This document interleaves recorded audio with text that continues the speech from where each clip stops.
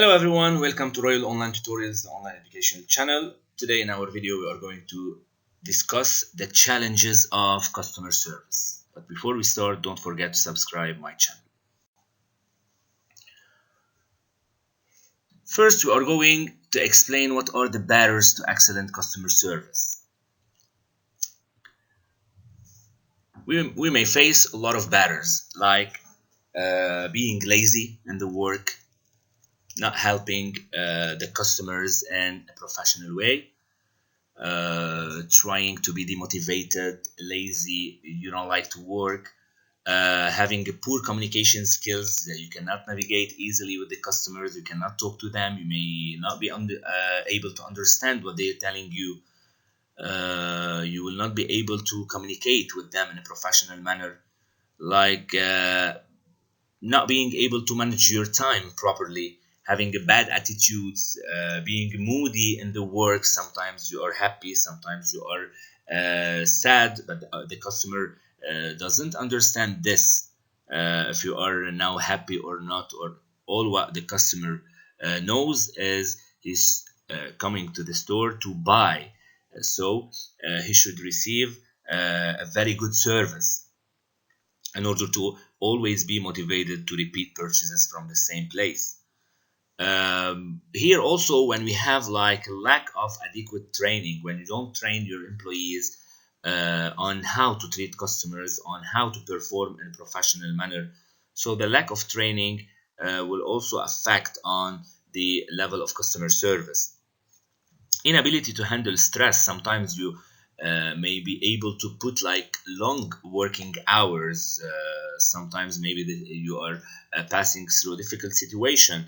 Maybe there is like an economic crisis happening in the country. Maybe the company is passing through a difficult situation, maybe financial problems, maybe another problem. So here maybe the company is doing very good and there is a lot of work, so maybe a big load of work, so the employees should be able to handle stress and to cope pressure.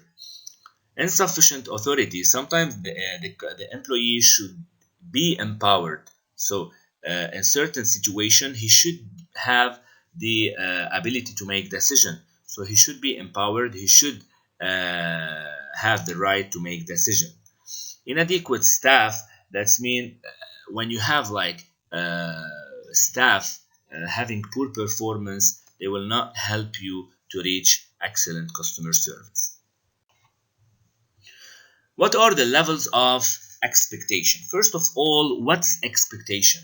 It's a personal vision of the result that I'm going to have, and that may come from my experience, the one I'm going to make with the store. And it's of two levels, or primary expectation or secondary expectation. The primary expectation, what the customer requires from you, what he's expecting from you. He's going to interact with the company. For which purpose? What he's expecting from you. The secondary expectation, it's based on previous experience. So he did use your product, but the expectation is based on the previous experience in order to enhance the primary expectation. The reputation management, here, like first we are going to take the meaning of scope of influence, which is the ability to influence others. So today I may be able to go to buy a certain product from one store. I'm expecting to receive a high quality product, and then after reaching the expectation, so I'm going, after buying the product, I'm going to perceive the product if it's exceeding my level of expectation or not. So if the product is of high quality, if the value is professional, if my perception level is exceeding the expectation level, so here I can say that I'm making a good experience with the store. and here I will start to uh, have like a positive uh, feeling, and I will start like using the word of mouth in order to affect positively on this store, in order to advertise this store using like the strategy of the word of mouth. And here I will be able to convince people and to influence on others based on my perception, based on my experience, which may give me the ability to affect on the decisions of others whether to buy from this place or not. The reputation management here, it's the process of identifying how the company is perceiving and establishing the action plan. So they are caring about the reputation. Probably all the companies, they care about having a solid and positive image and a very good reputation, because every company who has a very bad reputation, they are going to lose in the future. Because as we know, the weapon and the assets for any company is the customer. Without customer, we cannot survive. So every company should maintain, they should correct, they should always improve in their reputation. Let's take some examples of companies having a good reputation. So, in order to build a good reputation, you should always respond to your customers. Never put any customer on hold, putting files like pending, or you should always respond to your customers fastly in very, very, very rapid way. Second, you should trust the company. So the company should allow and must allow the customers to trust them. So we should have like a good level of trust between the customers and the company. And this may happen through like the promises that the company may deliver to the customers. They should be credible. They should give the customers what they promise. They should provide excellent service to the customers. They should give him valuable products and services. They should communicate with them in an excellent way, in a professional way. They should be honest. They should have integrity. They should have like ethics. They should apply ethics, and we are going to see this later on. When the business cares about their customers, of course the customers are going to be motivated and happy, and they are going to be satisfied, so they are going to talk positively about the company. In order to have what we already talked about, we should have like a good and excellent top management controlling all the workers and the employees and the team members. So today, I cannot blame the customer service representatives if the manager is not good.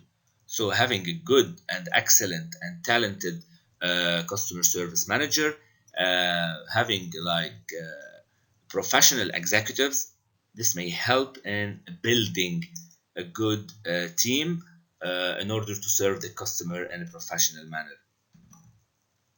We should also be able to adapt to changes, as you know, we are dealing within like a challengeable environment, and the level of technology is always growing up. We should always like improve in our service, being up to date with the external environment, trying to serve the customer in positive way, especially that the customer will always follow up with what do we have from updates. So in case we are still obsolete, so he's ready to move to any other competitors. So that's why it's very good for us to always adapt to changes, to always change, to always have like a progressive company, always like changing and trying to run the company in a totally updated way, applying the new technological equipment and methods, being cooperative, like trying to communicate and cooperate in a professional manner with the customers, like trying to gain them, to build, create, and maintain a long-term relationship with them, trying to be like a family with them. And a lot of businesses, they treated their customers in such ways, and now they are partners, because the customers in the future, he can be like a good member in your organization, and in the future he can be like a partner. Having a good record of financial performance. Here there is a very important point, because in order to change, in order to survive, you should be doing good financially. And also there is a positive point, that the customer should always see that he's working with a company doing good financially and performing good financially, treating the employees with respect, as much as also treating the customers with respect. Being a technological leader in the industry, as I mentioned before, we should always being up to date with the level of technology. And finally, we should do always things that may protect our environment. So we should be committed to the environment where we are living. What are the techniques for exceeding customers' expectation? So you should be familiar as much as you can with your customers. You should always ask them what their expectations are, what they are looking for in the future, what do they expect. So finally, you are working for them. You should take from them, you should collect data about their wants, about their needs, about their demands, about their desires, about their preferences, about their expectations. And the most important thing, try to maintain consistency. Credibility is very important when working with customers, because the customers, they need people to work with them, especially to promise them, to be honest, to deliver what they already promised them, to give them valuable products and services. So the credibility is very important for the customer. I can give you here an example. Like, suppose you order something from the customer, and or from a company, and they told you you will receive this product in 2 days.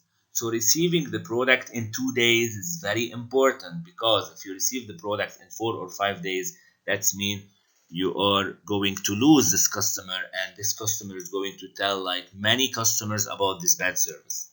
So it's the combination of knowledge, reputation, and being a professional in your work. What are the tips for cultivating credibility? Like, try to be always consistent. Keep your word.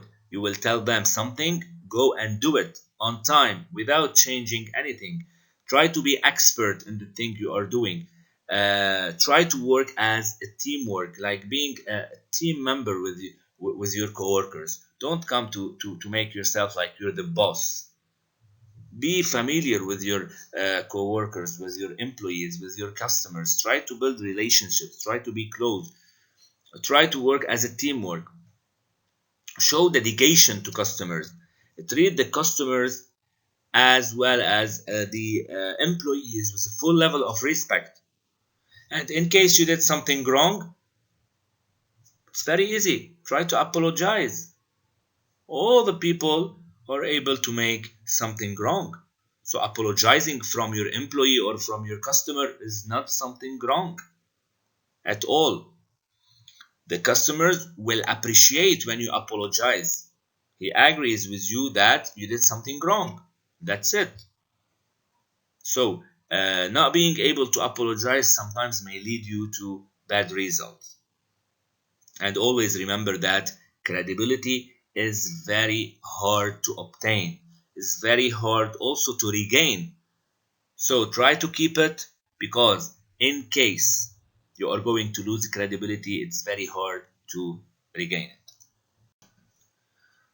The values and ethics. When we say, look, I received from this place a valuable product. What do I mean by valuable product? Maybe the value in the quality, maybe the value in the price, maybe the value in the performance, maybe the value. So, value, it's a combination of what's our beliefs, what's our perception, what's our ideas about like how to respond in a certain situation. Receiving a valuable product here, value is very important. Receiving a valuable service here, it's very important. So the value, it's something very important.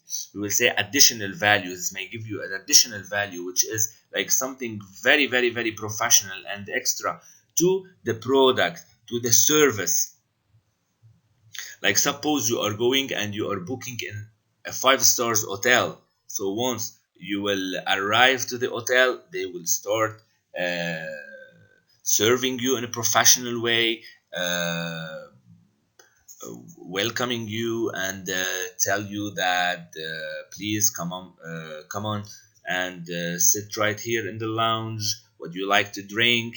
We are going to upgrade your room. Uh, then you will see like you are delighted. So here you was not expected to receive such service or quality of service. So here you will say like, oh my goodness, this a valuable service I'm receiving from this place. And we should also take into consideration the ethics. The ethics is very important because it's a set of principles that may conduct the individual, that may tell what's bad, what's good, what's wrong, what's right. And here we are going to take some of the examples. When we are going to do something, we are always going to think about whether it is legal or not, it's fair or not. How do I feel about it? I'm doing something correct, I'm doing something wrong, I'm treating the customer in a bad way, I'm giving them like obsolete products. So it's not allowed. I don't need to commit on ethical behavior because it's going to affect negatively on the level of customer service and on the reputation and image of my company. And finally, I should take if the court of public opinion find my behavior correct or not. So ethics is very important in customer service. Thank you for watching my channel.